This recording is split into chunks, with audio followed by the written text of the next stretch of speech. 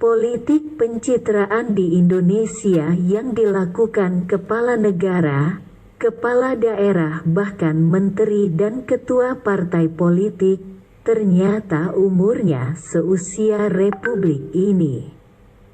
Sejak Indonesia merdeka pada tanggal 17 Agustus tahun 1945, politik pencitraan sudah melekat dalam diri Presiden Indonesia pertama, Soekarno.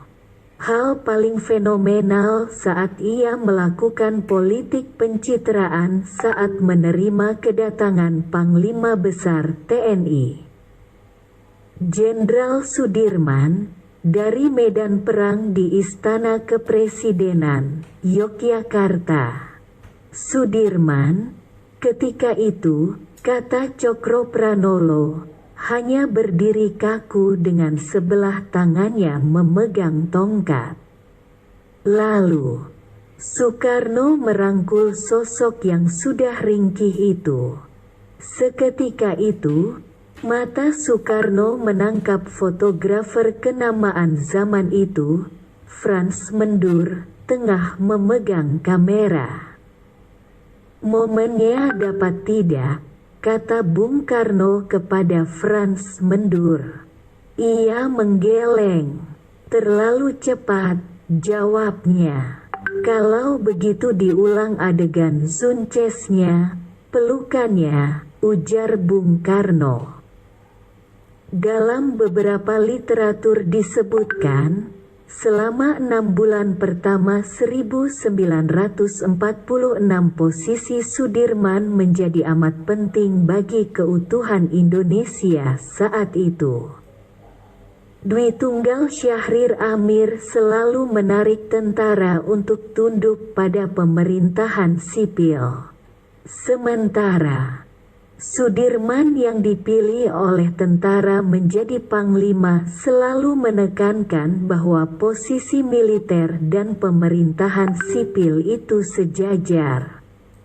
Walaupun pada satu titik, Sudirman selalu mematuhi perintah pemerintah, terutama Presiden Soekarno. Friksi Syahrir Amir melawan Sudirman terus dalam situasi tegang. Bahkan, sampai saat Syahrir Amir bertemu dengan kelompok militer pun, TB Simatupang mengingat, masih terdapat beda pendapat yang keras di antara kedua kubu.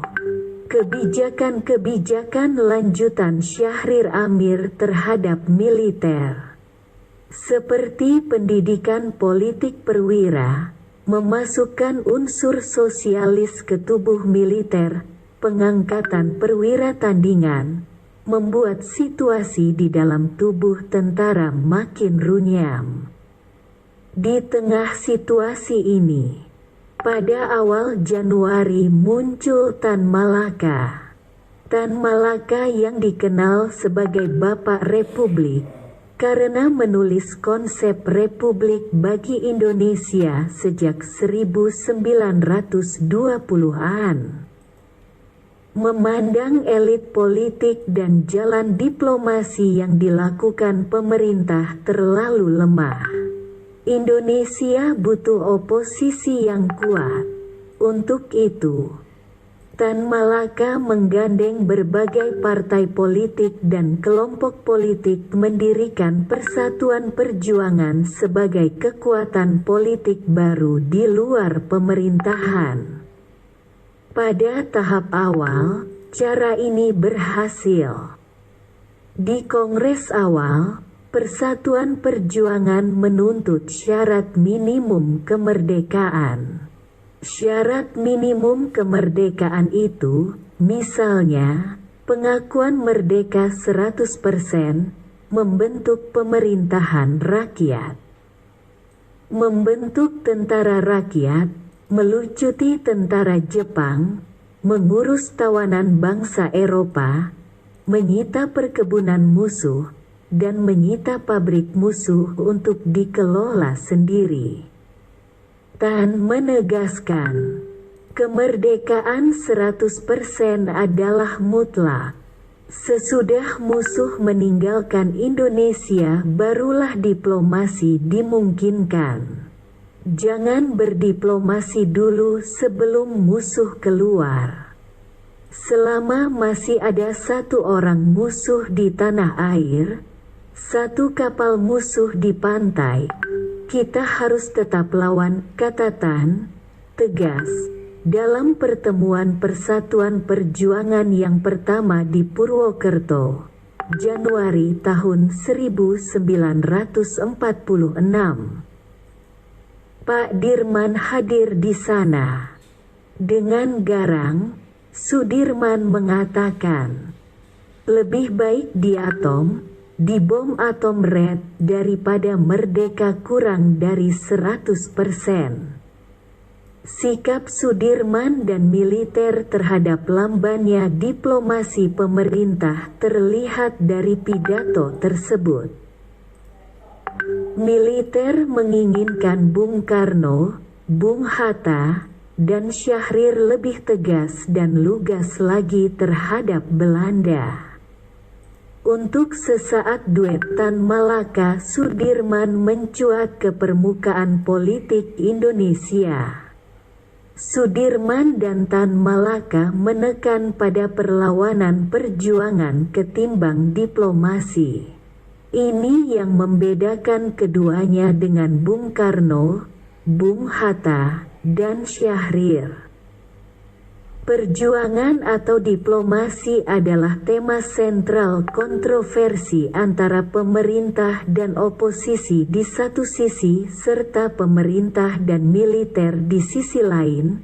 Persatuan perjuangan tetap berbahaya karena dukungan yang terus diberikan dari sebagian besar anggota PNI, pengikut-pengikut Tan Malaka, dan sejumlah besar pemimpin tentara rakyat Indonesia maupun organisasi laskar bersenjata.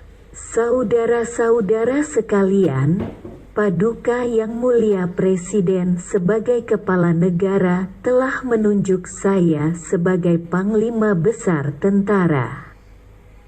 Telah meletakkan kepercayaan sepenuh-penuhnya di atas bahu saya untuk memimpin seluruh tentara darat, laut, dan udara untuk mempertahankan negara. Antara pucuk pimpinan negara dan pucuk pimpinan tentara tidak ada perselisihan, tidak ada kesalahpahaman, tidak ada curiga-mencurigai. Kami berdua telah bersumpah demi Allah untuk mencurahkan segala kekuatan bersama guna keselamatan negara dalam mara bahaya yang sedang menghadapi.